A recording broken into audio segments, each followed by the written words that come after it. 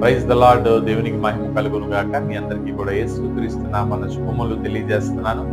అంటే రీతిగా Christ evangelical ministry ద్వారా మీ అందరికీ కూడా వందనాలు తెలియజేస్తుంది. కాల సమయంలో దేవుని వాక్యాన్ని విందాము. అందరూ బైబిల్ తెరిచి యెహోషువ గ్రంథము 10వ అధ్యాయము 12వ మాటను చదువుకుందాము. ఈ మాటలు ఈ విధంగా రాయబడి ఉన్నాయి. యెహోషువ చేసినటువంటి ప్రార్థన ఇక్కడ మనకు కనబడుతుంది. ప్రియమైనటువంటి దేవుని బిడ్డలారా, యెహోషువ గ్రంథం, అందరూ బైబిల్ తెరిచి యెహోషువ గ్రంథము 10వ అధ్యాయము 12వ మాట. యెహోవా ఇశ్రాయేలీయుల ఎదుట అమోరీయులను అప్పగించిన దినమున ఇశ్రాయేలందరూ వినిచుండగా యెహోవాకు ఇలాగూ ప్రార్థన చేశాను. సూర్యుడా, నీవు గిబియోనులో నిలువుము. చంద్రుడా, నీవు అయ్యోనులో లోయలో నిలువుము. జనులు తమ శత్రువుల మీద పగ తీర్చుకునే వరకు సూర్యుడు నిలిచెను, చంద్రుడు ఆగాను అను మాట యెషయా గ్రంథంలో రాయబడి ఉన్నది కదా. ఈ మాటలు చూసినప్పుడు ప్రియమైనటువంటి దేవుని బిడ్డలారా, చాలా ఆశ్చర్యకరంగా ఉన్నటువంటి మాటలు.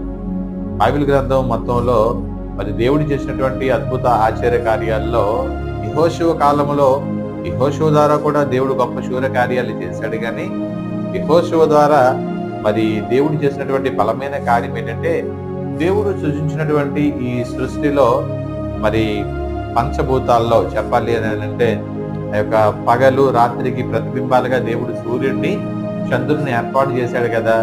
ఆ సూర్యుడు అలాగా సన్సెట్ అవ్వకుండా, అంటే సూర్యాస్తమం అవ్వకుండా అలా నిల్చుండిపోయాడు.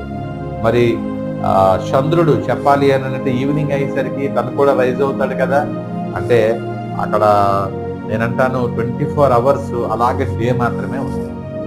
ఇది చెప్పాలి అని అంటే ఒక నేచర్ లోనే సూపర్ నేచురల్ పవర్ మరి అనుగ్రహించబడింది. ఆ రోజుల్లో ఎవరి ప్రార్థనట? యెహోషువ చేసినటువంటి ప్రార్థనలో. నేను సూటిగా ఒక ప్రశ్న అడుగుతాను, మీరేమనుకోకపోతే.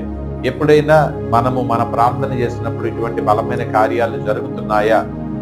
ఇలాంటి కార్యాలు మన జీవితాల్లో మనం చేసినటువంటి ప్రార్థన దేవుని సన్నిధానం ముందుకు చేరి దేవుడు ఇటువంటి బలమైన కార్యాలు మన జీవితాల్లో కూడా నెరవేరుస్తున్నాడు, లేకపోతే ఆ కార్యాలు కనీసం 10% అయినటువంటి కార్యాలైనా మన జీవితాల్లో నెరవేర్చబడుతున్నాయా? నెరవేర్చబడితే నిజంగా దేవుని మహిమ కలుగును గాక. కానీ వాస్తవానికి ఏం జరిగింది అని అంటే, ఆ యొక్క యెహోషువ మరి ఆ యొక్క మొత్తము సైన్య సమూహము చెప్పాలనేటువంటి ప్రజలందరూ కూడా హాయి అనేటువంటి పట్టణం మీద విజయాన్ని పొందిన తర్వాత వాళ్ళు తదుపరి ఆ యొక్క గిబియోను అనేటువంటి ప్రాంతానికి వచ్చారు. ఆ గిబియోను అనేటువంటి ప్రాంతంలో వచ్చినప్పుడు ఆ గిబియోనులో ఉన్నటువంటి సమూహం అంతా కొంచెమైనప్పటికీ కూడా ఆ గిబియోను రాజు ఏం చేశాడంటే, ఆ చుట్టూ ఉన్నటువంటి అమోరీయుల రాజులు, మరి అంటే 5 రాజులు అని రాయబడింది, 5 రాజ్యాలు రాజులను ఏకము చేసి మరి గొప్ప సైన్యాన్ని సమూహంగా సమకూర్చాడు. ఎలాగైనా యెహోషువ ఇశ్రాయేల్ ప్రజలందరినీ కూడా హతమారుద్దామని. కానీ దేవుడు యెహోషువకు ఇచ్చినటువంటి వాగ్దానము కాదు, మోషేకి ఇచ్చిన వాగ్దానము కాదు, అబ్రహాముకి ఇచ్చినటువంటి వాగ్దానము తన ప్రజలలో నెరవేర్చబడాలి అని అంటే, మన జీవితాల్లో నెరవేర్చబడాలి అంటే అది మరి సముద్రమంతపు లోతైన ఉన్నప్పటికీ కూడా, ఆకాశమంతా ఎత్తైనప్పటికీ కూడా ప్రతి అసాధ్యమైన కార్యాలు నా దేవుడు సాధ్యముగా మార్చగల గొప్ప దేవుడు. దేవునికి మహిమ కలుగును గాక. కాబట్టి వాస్తవానికి యెహోషువతో ఉన్నటువంటి సైన్యము తక్కువే, కానీ దేవుడు దండులోకి దిగిపోయాడు. ఆ మాటలు చదువుతాను. మరి 11వ మాట 10వ మాట మీరు తరువాత చదవండి. ఇశ్రాయేలు ఎదుట యెహోవా ఇశ్రాయేలు ఎదుట వారిని కలవరపరచగా. నెంబర్ 1. 11వ మాట, వడగండ్లు, ఆకాశం నుండి వడగండ్లను వారి మీదకి కురిపించి వాళ్ళని కత్తి వాత చేత చంపించాను. వడగండ్ల చేత ఎక్కువ మందిగా చనిపోయారట. ఇంకా గొప్ప కార్యాలు, అద్భుత కార్యాలు జరిగాయి. వాళ్ళందరూ కూడా వడగండ్ల చేత చనిపోయారు, కత్తివాత చేత చనిపోయారు. ఇవన్నీ జరుగుతున్నప్పుడు ఆ యెహోషువ ఏమంటున్నాడు అని అంటే, ఇన్ ద నేమ్ ఆఫ్ యెహోవా, సూర్యుడా నువ్వు అస్తమించడానికి వీలు లేదు, చంద్రుడా నువ్వు ఉదయించడానికి వీలు లేదు, శత్రువులను మేము తరిమి కొట్టినంత వరకు వీలు లేదు అనేటువంటి ఆ యొక్క మాటను క్లెయిమ్ చేసి దేవునికి ప్రార్థన చేసినప్పుడు గొప్ప కార్యాలు.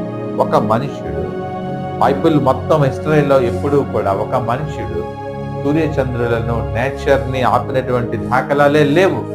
ఎంత గొప్ప ప్రార్థన అండి. మన ప్రార్థన కూడా అటువంటి స్ట్రాంగ్నెస్ ఉండాలి. ఎప్పుడు అటువంటి ప్రార్థనలు సఫలీకృతం అవుతాయని అంటే, యెహోషువ జీవితము దేవునికి అంగీకారయుక్తముగా మార్చబడింది. నీ జీవితము నా జీవితము కూడా దేవునికి అంగీకారయుక్తముగా మార్చబడాలి.